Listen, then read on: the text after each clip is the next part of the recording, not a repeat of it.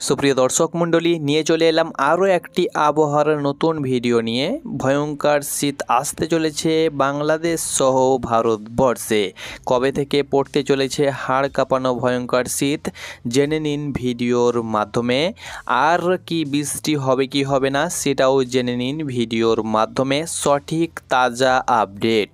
আপনি কোন জেলা থেকে ভিডিওটি দেখছেন অবশ্যই আপনি আপনার জেলার নামটি কমেন্ট বক্সে লিখুন এবং আপনার জেলার বা আপনি যেখান থেকে ভিডিওটি দেখছেন সেই জায়গার আবহাওয়া কেমন ছিল আজকে সেটাও অবশ্যই লিখতে ভুলবেন না।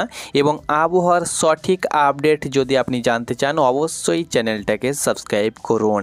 তো প্রথমত আমরা জেনে নেব পশ্চিমবঙ্গ, আসাম, ত্রিপুরার খবর, অর্থাৎ পশ্চিমবঙ্গ সহ বাংলাদেশের আপডেট আপনাদেরকে দেব। তো প্রথমত আপনাদেরকে জানিয়ে দিচ্ছি যে পশ্চিমবঙ্গ, ত্রিপুরা, আসামের আবহাওয়া কেমন থাকবে। তবে পশ্চিমবঙ্গের আবহাওয়া কেমন থাকবে বা হাড় কাঁপানো শীত কবে থেকে পড়তে চলেছে। বাড়ছে উত্তরে হাওয়ার দাপট।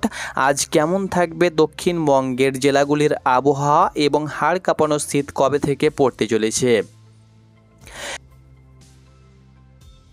নভেম্বরের 21 তারিখ হয়ে গেলেও এখনও জাঁকিয়ে শীতের দেখা নেই দক্ষিণবঙ্গ সহ উত্তরবঙ্গের কোনো জেলাতেই। লেপ সোয়েটার তো দূর, দিনের বেলায় অস্বস্তিতে পাখা পর্যন্ত চালাতে হচ্ছে। এই অবস্থায় কনকনে শীতের আশায় দিন গুনছে সকলে। আবহাওয়া দপ্তর জানাচ্ছে আগামী 5 দিনেই কলকাতা সহ গোটা রাজ্যেই সর্বনিম্ন তাপমাত্রা বিশেষ হেরফের কিন্তু হবে না, অর্থাৎ হাড় কাঁপানো শীত এখনও কিন্তু পড়বে না। আপাতত গোটা বঙ্গে শুষ্ক আবহাওয়া বিরাজ করবে। রাজ্যে হু হু করে ঢুকতে চলেছে উত্তরের হাওয়া। আবহাওয়া দপ্তরের পূর্বাভাস, চলতি সপ্তাহে দক্ষিণবঙ্গে শিরশিরানি বাড়লেও জাঁকিয়ে শীত এখনও দূরে। তবে পশ্চিমবঙ্গর বিভিন্ন জেলাতে তাপমাত্রা বেশ খানিকটা নেমেছে। পুরুলিয়া, বীরভূম, ঝাড়গ্রাম, বাঁকুড়ায় ঠান্ডার আমেজ ভরপুর। পুরুলিয়ার সর্বনিম্ন যে তাপমাত্রা সেটা 12 ডিগ্রির ঘরে, তবে 10 ডিগ্রির ঘরেও কিন্তু আসতে পারে। আবহাওয়া দপ্তর জানাচ্ছে বীরভূম, পশ্চিম বর্ধমান, মুর্শিদাবাদ, নদিয়ায় কুয়াশার দাপট বাড়বে। আপাতত কয়েকদিন শহর কলকাতায় সর্বনিম্ন যে তাপমাত্রা সেটা কিন্তু 20 ডিগ্রির নিচে নেমে গিয়েছে।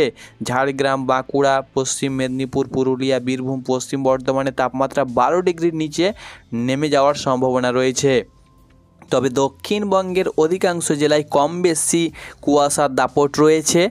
আপাতত গোটা রাজ্য জুড়ে শুষ্ক আবহাওয়া বিরাজ করবে। আবহাওয়া দপ্তর জানিয়েছে এখন কিন্তু আপাতত বৃষ্টির সম্ভাবনা নেই কোথাও, অর্থাৎ কোনো জেলাতে কিন্তু বৃষ্টি হবে না। যারা চাষি ভাই রয়েছেন আপনারা কিন্তু ভালোভাবে আপনারা ফসল কাটতে পারবেন এবং ফসল আপনারা ম্যানেজমেন্ট করতে পারবেন। উত্তরবঙ্গের জেলাগুলোতেও কিন্তু ঠান্ডার আমেজ বেশ রয়েছে, দার্জিলিং এবং কালিম্পংয়ে।